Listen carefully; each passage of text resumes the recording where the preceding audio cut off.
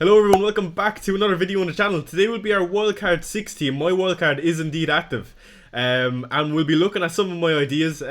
Completely understand if your team is completely different. I know a lot of people are on wildcard this week, but maybe you might use it for food for thought and get some ideas. Again, maybe you will copy the team, maybe not. I'm not going to assume you are, but it's another good thing to keep in mind is team value. My team value is currently 100.1 altogether. So with that out of the way, if you liked the video, be sure to hit that like button and subscribe, and let's get straight into the video.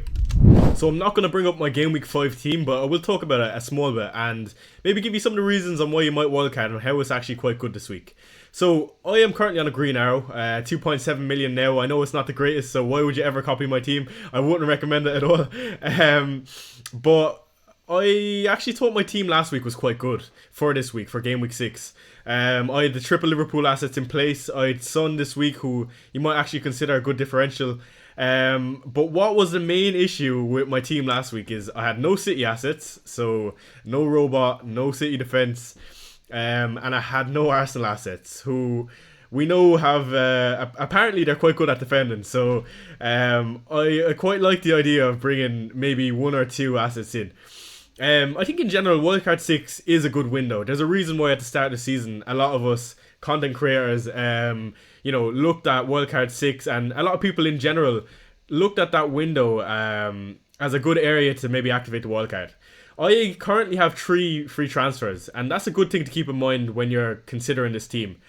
We might look short term in terms of the next 3 or 5 fixtures, but wildcard in game week 6, you kind of need to look long term when your next window for a wildcard earliest could be 18 or 19. So keep that in mind when you're looking at some of my picks. Also, when you look at some of the short term picks in this team, that we will be using transfers eventually to get some of them out. So yeah, wildcard 6 is a good window for the Arsenal assets, of course. I know I don't need to speak about this too much. They of course have Leicester, Southampton and Bournemouth, but then go on a tricky run of 3 tough fixtures, 1 at home and 2 away. So I do, in general, love wildcard this week, but that's enough talking about general wildcard. Let's get into my team while you're actually here. On goal, we've got Ederson. Now, I know it's a bit different from your conventional Raya that we're seeing everywhere. And I think I agree with you. Raya is probably the better option out of the 2 if he is fit. Now, that's the issue for me. If he is fit. Now, I'm sure we'll get more news before the game on Saturday or Sunday. I'm not sure which day it is. But for now, Ederson is in the team for me. And I understand Ederson has been a troll for a while in terms of FPL. But I look at City, and they've conceded 5 goals so far this season. Newcastle away, which is not an ideal fixture to be bringing in a keeper like Ederson. And City do tend to concede quite randomly in games that they've controlled. But when I look at their next maybe 10-ish fixtures, even the next 5, they're very, very good. And I would like a piece of that defence, and I do think it is quite differential. So you're looking at this defence, and you're probably wondering why not double Arsenal defence. Again, I think if I do get the news that Raya is fit, I will bring in the likes of a Raya for Ederson. They're the same price point, so not an issue at all. And I did catch the price rise for Raya already, so I haven't actually brought in Ederson in my actual team. So I've not lost any team value in that sense. The next player we'll talk about is Saliba. So I know we speak about being optimal all the time. And what I would say is you're probably correct that Gabriel is in general a better option than Saliba. Gabriel scored another goal last week against City. Of course, what a surprise. And that guy is an absolute machine in the air. But what I would say is, again, this team is a small bit different to what is deemed optimal. But yeah, this is maybe an opportunity to catch a bit of variance.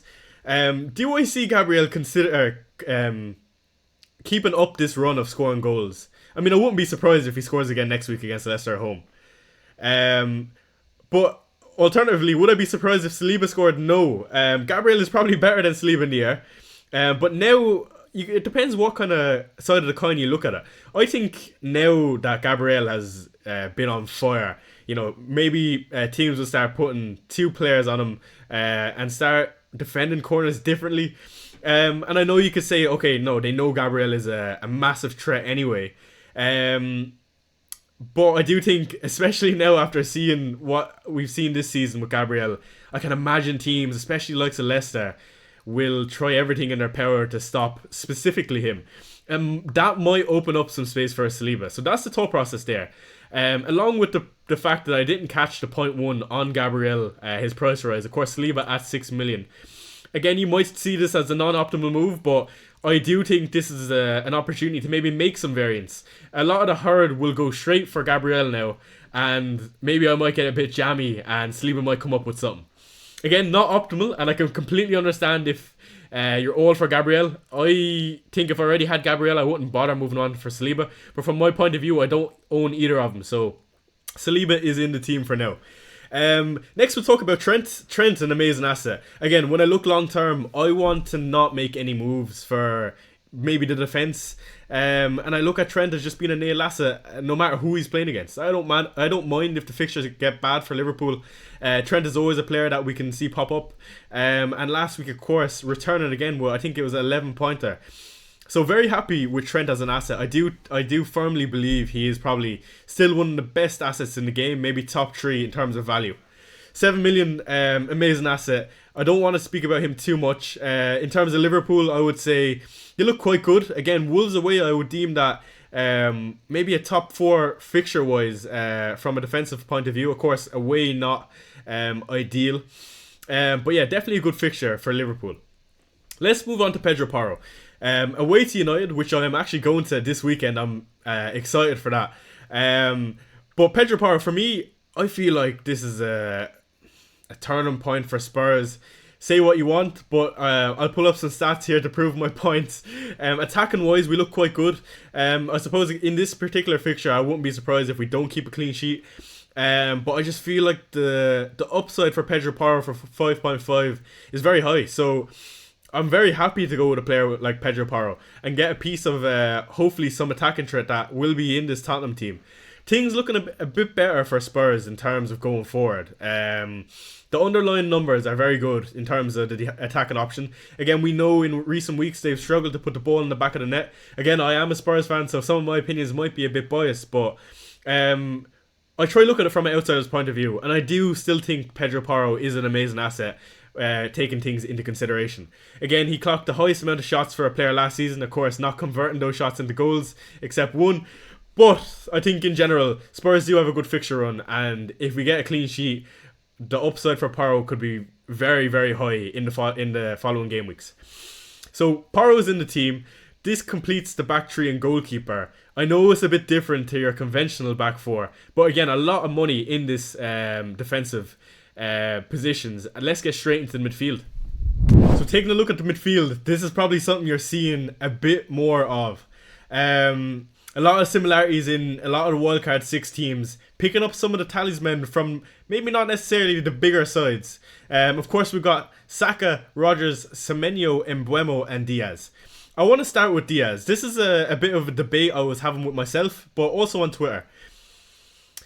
And the comparison is Diaz with Eze. I genuinely and firmly believe Eze is a better option overall for, I think, 6.9 million he is, compared to Diaz, who is now 7.8.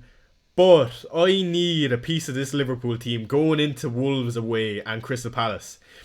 And I look at Eze's fixtures in comparison. Of course, he's got Everton away this week and Liverpool next week. So if I look at those two fixtures in isolation, Diaz is definitely the better option. Again, a rest in midweek, which I think is massive. Now I'll be going into this game week with the assumption and almost surety that Diaz should start. Of course, Darwin also played midweek, so quite high on Diaz in terms of an asset. What I would say is, I think it's important not to get carried away with maybe the first 5 fixtures. Can he sustain this? I'm unsure. Again, he's been phenomenal and he looks a new player this season in this Arne Slot system. But he is one I'll be looking to move on. And before we get into the wider strategy, I would just say, in general, I'm happy to go with Diaz. And at that price point of 7.8, I can easily go down to an Eze. who is missing in this team, and I would like, but maybe after that Liverpool fixture. Again, we will talk about that after we get through the midfield. Next, we'll go on to Mbeumo at home to West Ham. A lovely fixture for Brentford. Again, you might hear that I'm a small bit skeptical on a few of these players, but you have to understand. So far, we've seen consistency from a lot of these players, but they do play for, again, maybe not the conventional top 6. So, of course, I will be a small bit skeptical. And with the likes of Wissa, the new striker they signed also being out, and injuries ravaging this Brentford team in general, it is good to be skeptical. But yeah, Mbeumo is the talisman of this team. He's also on penalties. He's also on a lot of free kicks.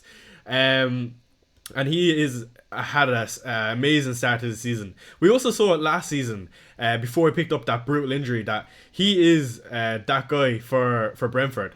Of course, Ivan Toney gone out the gap as well. I'm quite high on Mbeumo, and I feel like a lot of people on Wildcard will also be going there.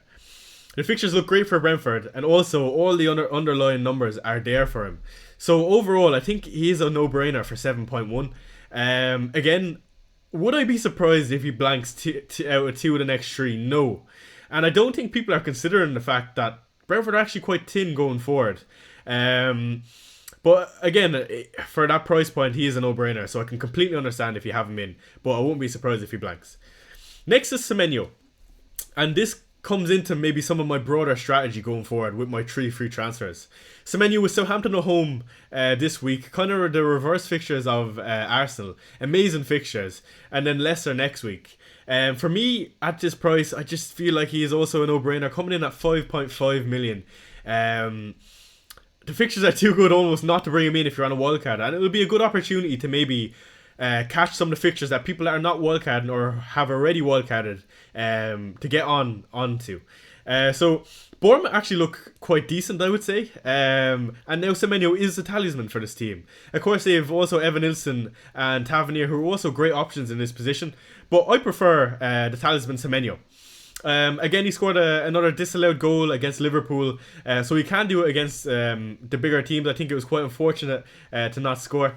And he does quite well against some of the easier fixtures. So I would be hoping for some big returns in these 2 fixtures.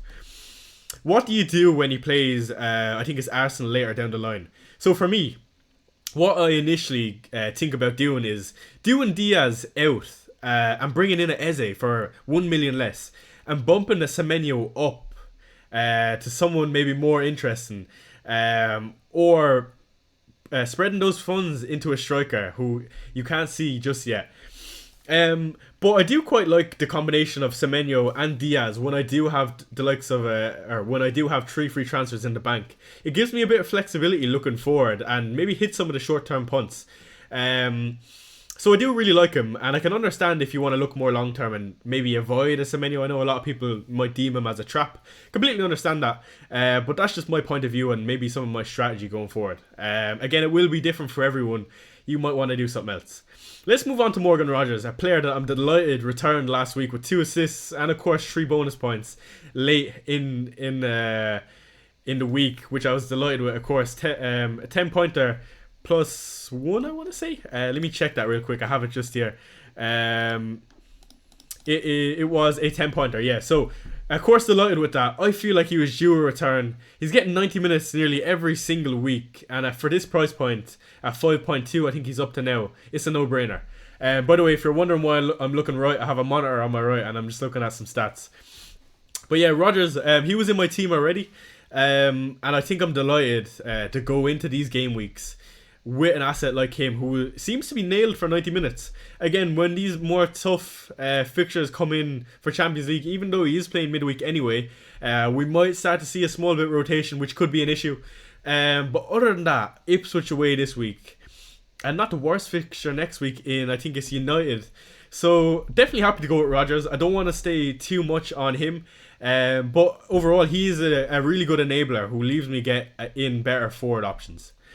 Moving on to Saka, again, another great option, of course. I need Saka. Of course, he is back in training and he did play 70 minutes in midweek, which I thought was a bit more than I expected him to get. But he's a no-brainer if you're on wildcard. I know a lot of people will be aiming to triple up on the Arsenal assets, and the large debate is whether you go double defense or double attack. For me, looking at it from an outsider point of view, the optimal thing probably is double defense, but only for the next three. I feel like the larger 6, 7, 8 game weeks where the Arsenal fixtures get a bit more difficult, I don't know if I want to be doubled up necessarily on that defense. Again, don't get me wrong, they are not even debatably the best defense in the league. They are the best defense in the league.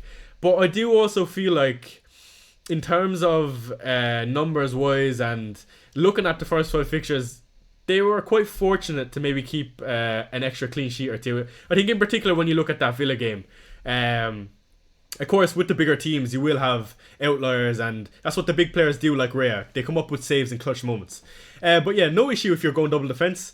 Speaking about double attack, I do love Saka. Who else do you have? You have the likes of a Havertz. Of course, no Odegaard now, but I originally had Trossard in this team, and I was quite excited to go into this game week with Trossard. Again, I've now changed that because I do like the other assets, and of course, he did pick up that red card in that City game, which I think he was quite unfortunate to pick up. Again, the rules are more strict now. We won't get into that too much. But yeah, love the idea of course going with a Saka, and maybe down the line move him on when the fixtures get more difficult. Saka is a fixture-proof player, I would say that. He can return against anyone. We've seen him pop up against Spurs, of course, with an assist, and when he's on those corners, it's no surprise that he's getting returns on a weekly basis.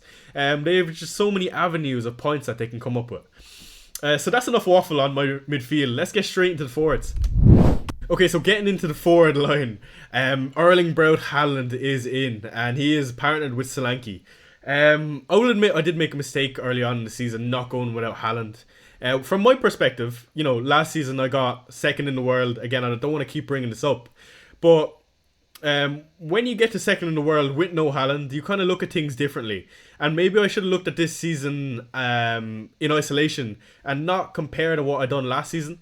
Again, Haaland came in at 14 million last season, and I would say I was very, very fortunate. And this season, he's a new man, it looks, and City are, utilising him in the best way possible. He's 10 goals now in the first 5 games. He's an absolute machine. I don't need to tell you that. Newcastle away, which I think Newcastle have been very poor, and that goes back to my Ederson pick. Newcastle actually have been quite poor this season, so I wouldn't be surprised to see another brace with Haaland, and I want to be on this side of the fence with him. This will be my first time owning Haaland this season. Of course, I have to bring him in at 15.3 million.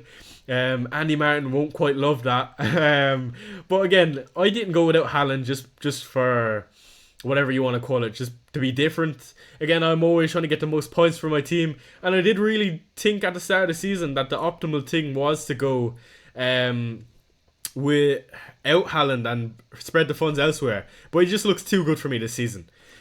With the likes of Diaz being able to come into my team now, and Liverpool's next 2 fixtures looking quite good, and then the following fixtures in game week 8 and 9 maybe kind of changing, I do think this is a time to maybe bring in the likes of a Diaz, who is in quite good form, and drop a Salah and bring in Haaland. When I look at those City alternatives, who do you have? You have the likes of Foden, De Bruyne, of course. You have Savinho, who comes in at a different bracket. I think it's 6.5. And of course, you have Doku. When I look at these assets compared to the alternative Liverpool assets, in the likes of a Diaz, a Jota, I much favour the Liverpool ones because I feel like the City ones aren't quite up to speed yet. I would love to get a Foden in, but he played midweek, and he's not one who's quite up to speed just yet. I think down the line I could see myself going with the likes of a Foden, and I would like him to be in this team at 9.3. I think particularly in that game week 9 fixture when City play Southampton is when I could definitely be looking at the likes of a Foden. But yeah, initially I was married to the idea of going Haaland-less, but now after seeing those first 5 fixtures, it's almost a no-brainer to bring him in. The debate is still there. I have no issue if you've the likes of Salah and no Haaland. I have no issue if you've both or just Haaland. I do still feel like there's different avenues you can play this first half of the season, and again I just feel like Haaland for me makes more sense. Going on to the next striker, Solanke. Again, going back to Spurs, I feel like from an attacking point of view, that's probably where we're best. And Solanke, for me, I do think after that first goal against Brentford, he will start to pick up some form. Again, you might think this is a bit biased, and that's rightly so. Football is very subjective, so I can completely understand that. And you might have a different point of view from me. This Man United fixture away is a lovely one for Spurs. Again, I'm going to it, so I'll be quite hopeful of owning Solanke going into this game. But yeah, Solanke in general has picked up some decent numbers, and when I watch him play, he's playing very, very well, and I feel like that goal will give him a world of confidence. With these next fixture, all I see is a sea of green. And if Spurs are going to score, I do think a lot of the chances will come from high quality chances across the box from our two wingers whipping in balls. And now Maddison looks a small bit better.